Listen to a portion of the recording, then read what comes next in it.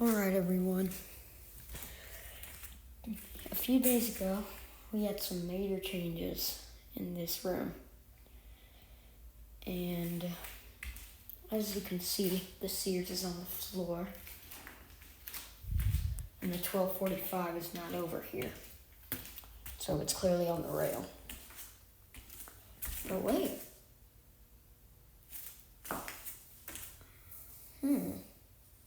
Where's the opener? I put it on the other end. So yeah, we've got the 1245R here mounted with Genie. These are Genie screwdriver rail connector brackets. And then I don't even know what these are. I just found them somewhere and just bolted it into the opener, and it seems to hold it well. So yeah, I'm not gonna complain. This is a pretty nice opener. It sounds actually surprisingly quiet on the rail. I wasn't expecting it to be this quiet. But yeah, also what I did before when I had the Sears up, the chain was obviously rattling a bunch. So I decided to just put a little bit of tape right there, make sure it was stuck good so the chain doesn't drag it and get stuck in the sprocket. But I just put that there, and it prevents a little bit of the chain rattling. So it sounds a little bit better, but not insane of a difference. Anyway, let's plug this in, and I'll show you it running. Don't mind all the Craftsman remotes I have right there. Okay. And the wall button that I have hooked up is that older style 78. So,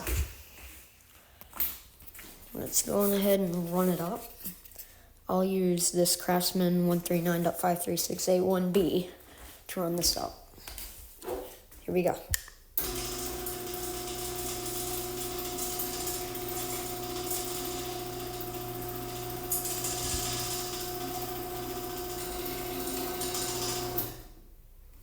Yeah, it's surprisingly quiet on the rail. I was not expecting that. Also, I cut down my release rope so it's easier for me to pull it. And then I'm not using the straight arm anymore. I'll put it right there. Because if I was using the straight arm, it would go on the floor down here and it would get stuck. So yeah, I don't want that. So I just took it off and now I'm just using the curved arm. And yes, I do still need a light cover for this. I am trying to get one. I don't know. I tried using the Sears one, which the two prongs do fit, but there aren't any screw holes, so it won't stay on the top. So it kind of just dangles there.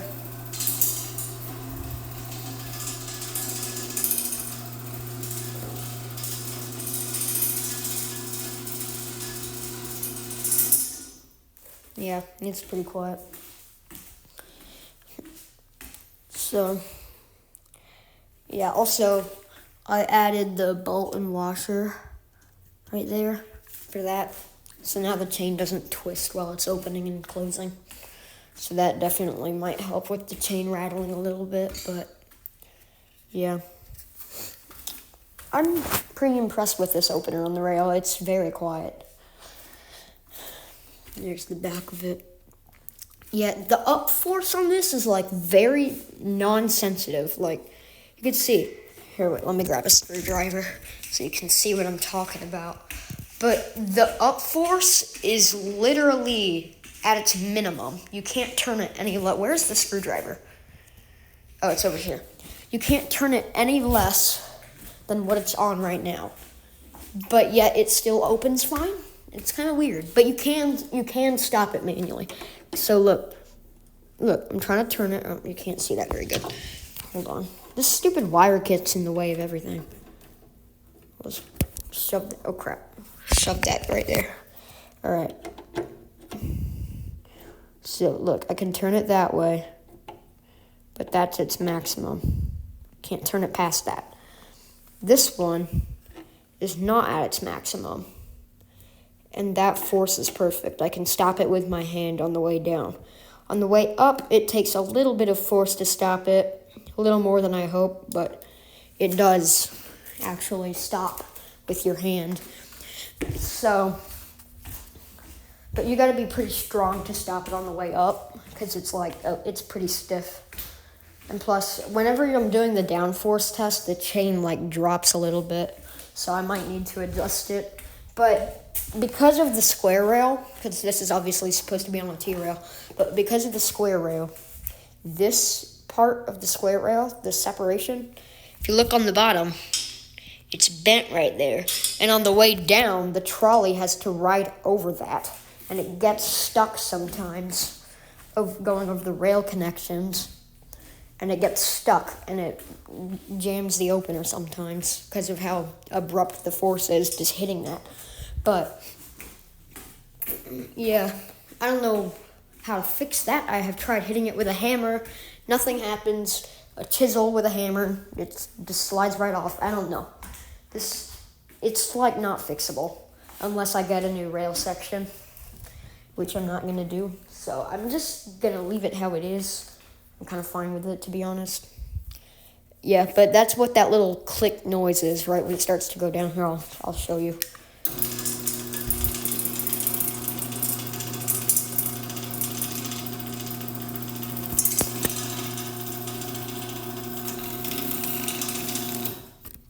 And then on the way down, you'll hear a click. It's not as noticeable as it used to be, because I put that tape on the rail, but yeah. It's just not as noticeable as it used to be. Oh, I also put an older style pulley on there as well, because I didn't like the white one. It was starting to crack, so I didn't want it. It's because I had the chain really tight at one point, and it got too tight to the point where that was cracking, so yeah, don't want that. Anyway. Yeah, I have to have the force set a little bit higher than I want so that the trolley can go past that. Because if I have the force any lower, the trolley will not go past that section right there. But that makes it stiff to stop manually. So it's a little bit of a mess. But I'll try to stop it manually with one hand. I don't know if I'm able to, but I'll try. Where did I put the remote? Where's the remote? I just had it. Oh, it's right here. Okay. So I'm gonna try to stop this manually. Actually, here, I'll just put my phone down so I can use both hands. All right. I'm hoping this is a good angle for y'all to see when I stop this. But, all right.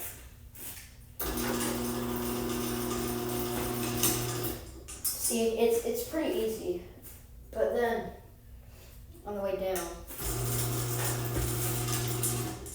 it takes a little bit of extra force, so I don't want that.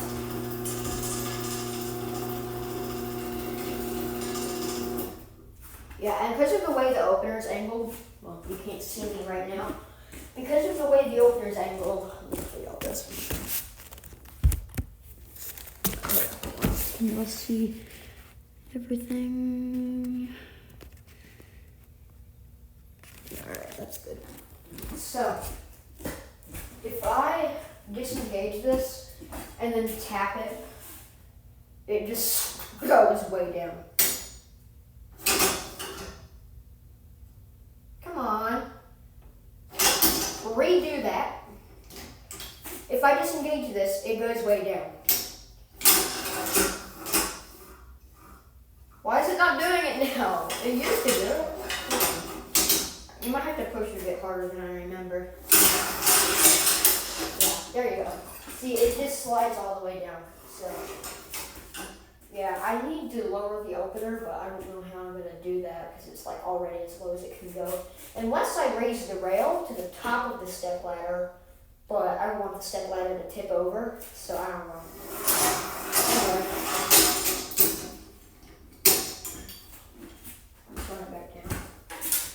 Also, for some reason, if I have the remote on the stepladder and I press it, it doesn't even run.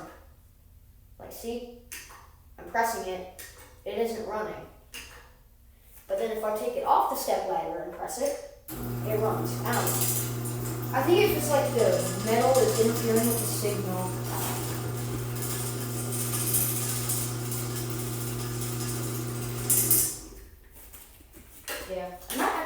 raise hold on. I'll raise the rail up. Let's see. I don't want to bend that. That's gonna be, okay, hold on. Let me take these remotes off the step ladder.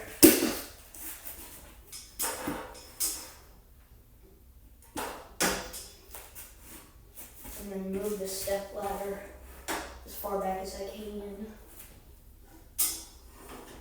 Yeah, that can slide off, so that's why I don't want to do that. I mean, the opener is definitely higher up, which I like, but the rail can just slide right off of that and completely fall. So, yeah, I obviously don't want that happening, so I'm just going to leave it where it was.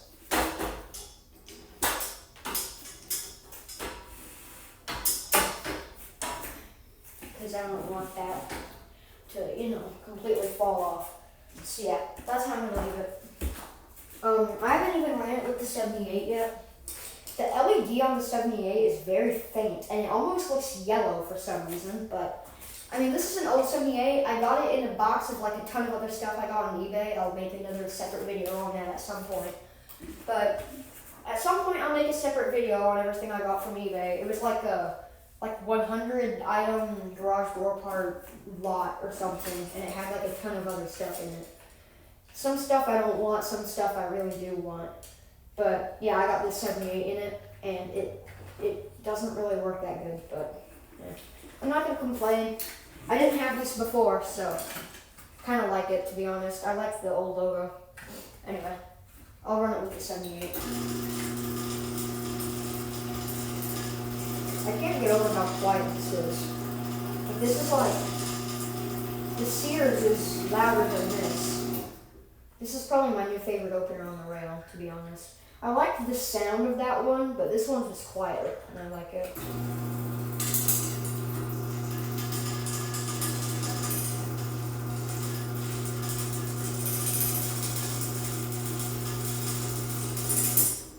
Yeah, I like how that one sounds.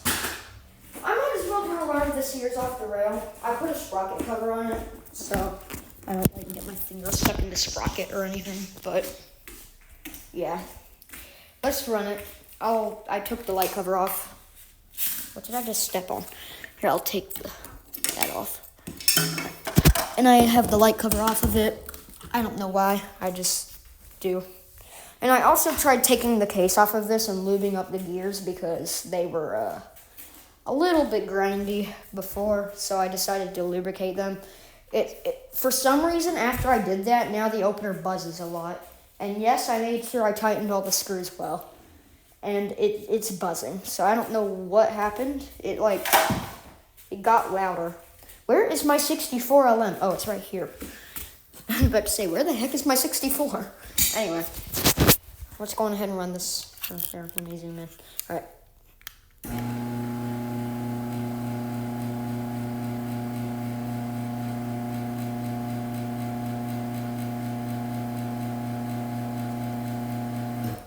I just realized it's starting to grind again, and I just lubricated it yesterday.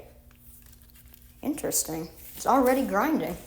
Well, not grinding, but it's like I hear some gear noises.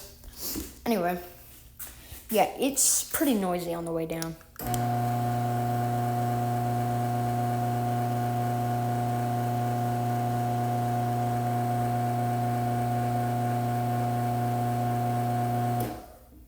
Yeah, I was yawning when I said that. I was like, yeah. So, it's, voice crack, it's a little bit louder than it was before, especially on the way down, but everything else is pretty much the same with it, so there's not really any changes. I'll give you all a quick sneak peek of all the stuff that I got in there. Wayne Dalton wall buttons. This is the only one that actually works. And yes, it does still have that to operate door press here sticker. 6 of those. A bunch of this stuff. Not going to show too much. There's my original collection. But yeah, I'll make a separate video on that at some point. I got to get all my stuff gathered up into one spot to make that video, so it might take about 3 or 4 days to just do that because I'm pretty busy. So, But yeah, that's everything. So I'll go on ahead and end the video here. So I'll see y'all in the next video, and goodbye, everyone.